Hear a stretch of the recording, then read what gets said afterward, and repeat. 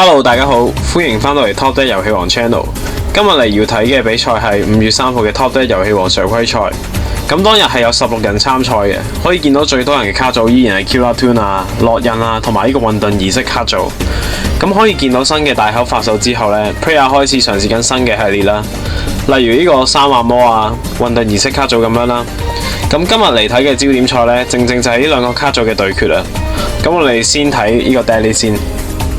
睇呢個混沌儀式卡組啦，咁其實呢個卡組賣點呢就好簡單嘅，就係啲怪獸夠高抗性啦，咁亦都令到對手好難去解清佢成個台面啦，咁會增加到嘅壓力就係、如果對手喺第二個回合呢解決唔到對手嘅生命值呢，咁去到第三個回合呢，好大機會俾對手打翻嘅。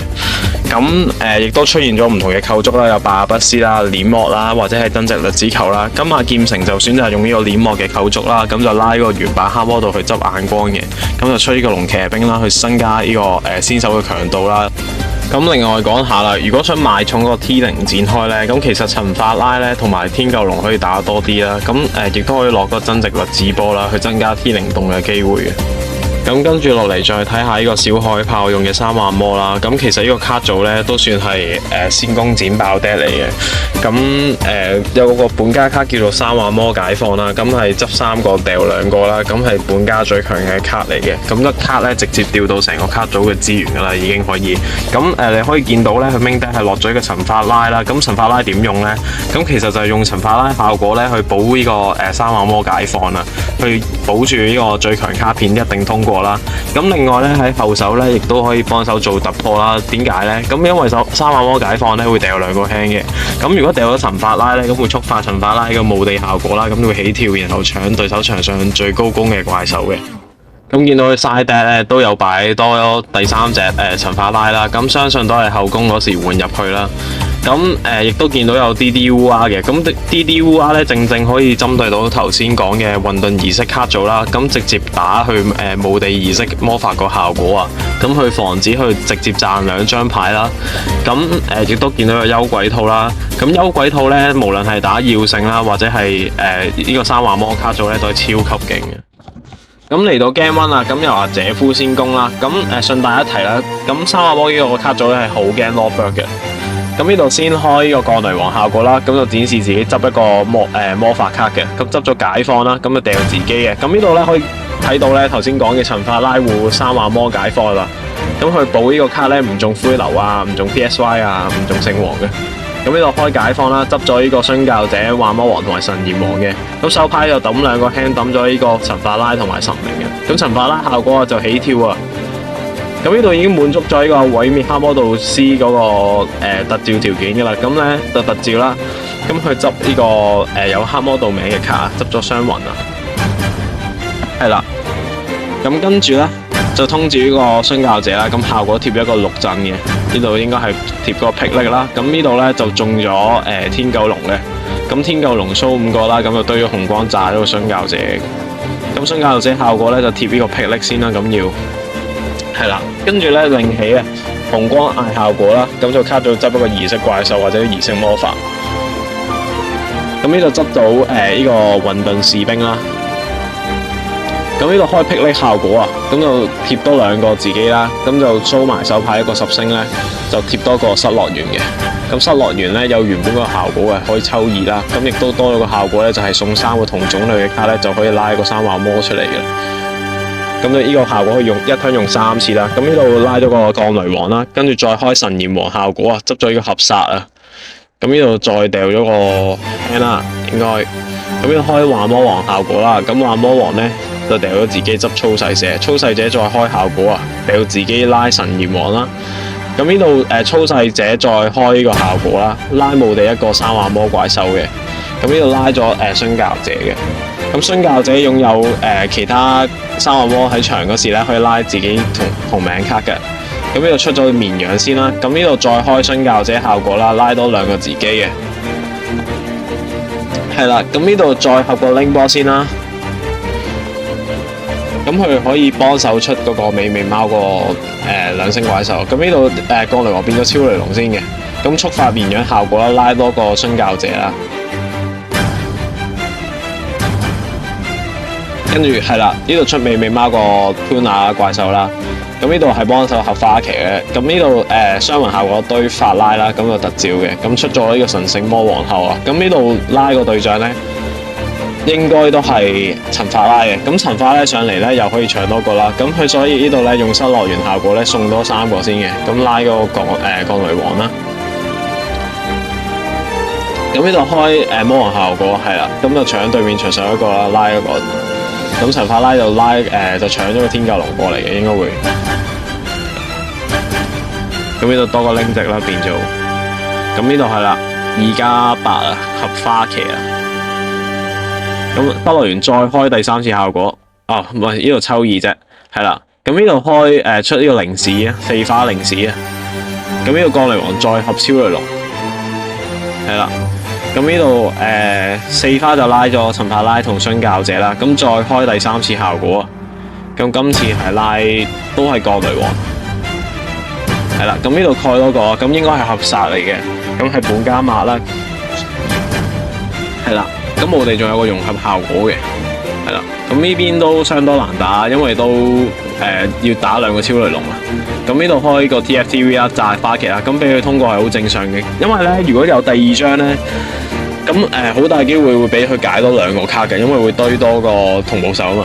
跟住呢度開鏈幕啦，咁中咗合殺嘅。咁呢度指明者對上呢個神炎王啦。咁但係呢個浪 target 嚟嘅，唔影響嘅啦。咁呢度照抹嘅，係啦。咁喺面對超雷龍嘅情況下咧，剩翻3個手牌咧，應該都無力回天噶啦。咁呢邊咧就左手邊投咗降啦，咁就入呢個 Game 2嘅。咁咁快就嚟到 Game 2啦，咁又話左手邊劍城做先攻啦，咁呢度佢第一個動就執呢個開呢個耀錄啦，就執呢個聖賢士嘅，咁聖賢士有呢個天使施捨效果啊，抽3掉2個啊，咁但係要 show 晒成個手牌先嘅，而且要有半加卡先可以做到嘅。咁見到天狗龍啦、TFDV 啦、眼光啦，同埋有個異人之心嘅，咁呢度掉咗眼光同埋異人之心啦。咁呢度開超魔導劍士啦，咁就想拍翻個異人之心啦。咁但係呢度仲有 DDUR 嘅。咁據我所知咧，劍城構築得1個嘅。咁要回收咧，應該得惡魔可以做到啦。係啦。咁呢度開律子波效果啦，蓋頂帽啊。頂帽咧有個換改效果嘅能力嘅。咁呢度再蓋多個啦，應該 TFTV 嚟嘅。係啦。咁呢度就過槍啦。咁嚟到姐夫回合啦。咁一樣啦，再開個鋼雷王效果啦，咁佢執呢個3萬魔解放嘅，咁呢度效果啊要掉多個輕嘅，咁呢度就中咗3萬我最驚個卡 Lobber， 係啦，因為佢成個卡組都依賴檢索嘅，咁呢度直接 end turn 啦，過翻去劍城啦，但係好大機會都喐唔到嘅，係啦，咁呢度聖賢士打一拳就過 turn 啦，應該。係啦，咁呢度又再陳法拉再收呢個3萬魔解放啦。係啦，呢度開3萬魔解放啦。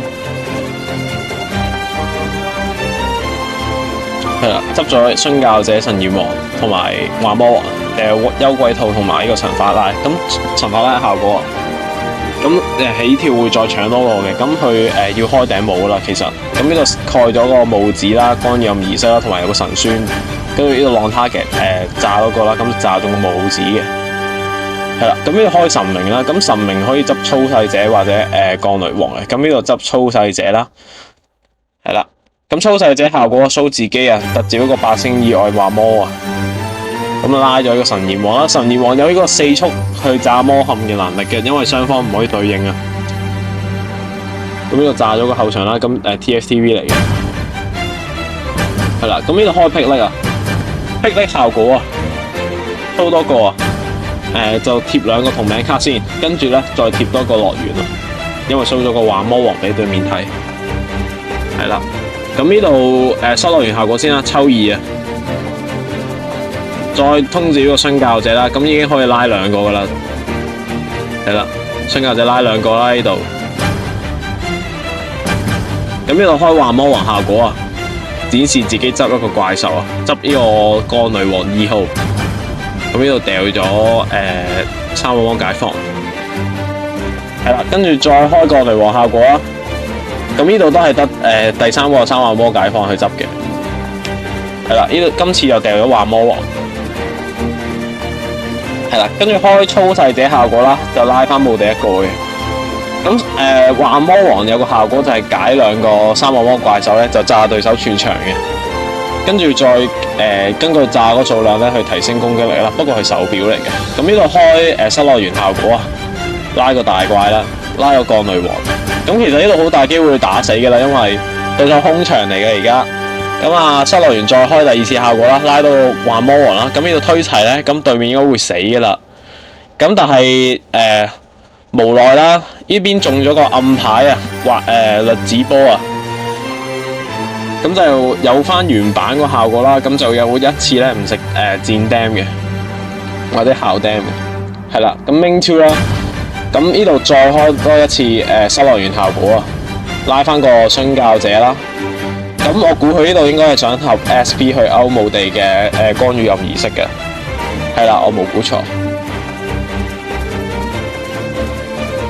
係啦，咁呢度中咗天救龍啦，咁冇所謂嘅，個效果照通過啦，而且對手都要就堆咗呢個紅光嘅，紅光就執呢個干預任儀式啦，但係中咗灰流嘅諗住，係啦。咁如果下槍劍城抽唔到惡魔咧，呢鋪都冇噶啦，我諗係啦。咁佢抽到超魔導劍士啦，見到。咁天救龍打一拳就過槍啦，應該。咁 N 飛時間殉教者效果啊，就執翻自己啊。咁霹靂效果又執翻自己啊。咁其實呢鋪咧個勝局已經定咗喺姐夫嗰邊嘅啦，咁都好難輸嘅呢鋪，尤其喺對手其實冇 block 嘅啦已經。咁呢度拉2個大怪出嚟打死嘅啦會。咁呢度3個解放啦，咁墓地效果執一個唔可以通照嘅10星啦，個3個種族嘅當然要。咁霹靂效果再貼多2個嘅，係啦，跟住應該係開樂園效果啦，又係。所以話幽鬼兔好勁啊，因為可以打樂園啦，或者係霹靂呢啲位。咁呢度出咗鋼雷王啦，咁就再抽2啦。咁呢度再開效果啦，送多3個咧，拉多個大怪咧，咁推齊咧，應該就 end game 噶啦。係啦，咁恭喜姐夫贏得今場比賽啦。咁兩邊都伸出友誼之手去握手。咁多謝大家睇到嚟呢度啦，希望大家可以繼續支持我哋 channel 啊。咁如果中意呢條片嘅話，可以幫手 CLS 啦。咁我哋鋪頭每逢星期日4點長沙灣天悦廣場109號鋪咧，都會有呢個瑞士輪嘅常規賽嘅。咁有興趣參加嘅朋友咧，都可以過嚟嘅。咁今條片咧就嚟到呢度啦。咁我哋下次再見啦，拜拜。